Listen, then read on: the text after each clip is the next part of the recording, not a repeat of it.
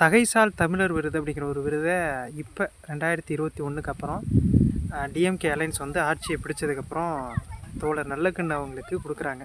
அது அந்த விருதோடு சேர்த்து 10 லட்ச ரூபா ரொக்க பரிசாக கொடுக்கும்போது அந்த 10 லட்ச ரூபாயோட அவர்கிட்ட இருந்த ஒரு 5000 சேர்த்து 10,05,000 முதல்வர் நிவாரண நிதியிலேயே ஒப்படைச்சிடுறாரு தோழர் நல்லக்கண்ணு அவர்கள். 1925 பிறந்து சுதந்திரத்துக்காக போராடின ஒருத்தர் சுதந்திரத்துக்கு பிறகும் இந்த மக்களாட்சி அமைஞ்ச பிறகும் ஏற்பட்ட இன்னல்களுக்கு மக்களுக்கு ஆதரவாக தொடர்ந்து போராடின தோழர் நல்லக்கண்ணு அவர்கள் கிட்டத்தட்ட 100 வயதை கடந்துட்டார்.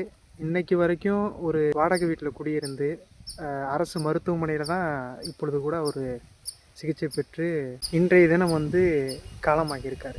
குறிப்பாக ஒரு விஷயம் சொல்லணும் அப்படின்னா, காமராஜர் அவர்கள் இறந்துட்டாங்கன்னு சொல்லிட்டு காமராஜர் மாதிரி இன்னொருத்தர் வரமாட்டாங்களா, காமராஜர் மாதிரி இன்னொருத்தர் ஆட்சி அமைக்க மாட்டாரா, காமராஜர் மாதிரியான ஒரு அரசியல்வாதி இந்த மண்ணில் தோன்ற மாட்டாங்களான்னு நம்ம வெயிட் பண்ணி தேடுவோம்ல. ஒரு சில பொருளை தொலைச்சிட்டோம் அப்படின்னா அவசர அவசரமாக தேடுற அவசரத்தில் முன்னாடி இருக்கிற பொருளையே கவனிக்க மறந்துடுவோம்.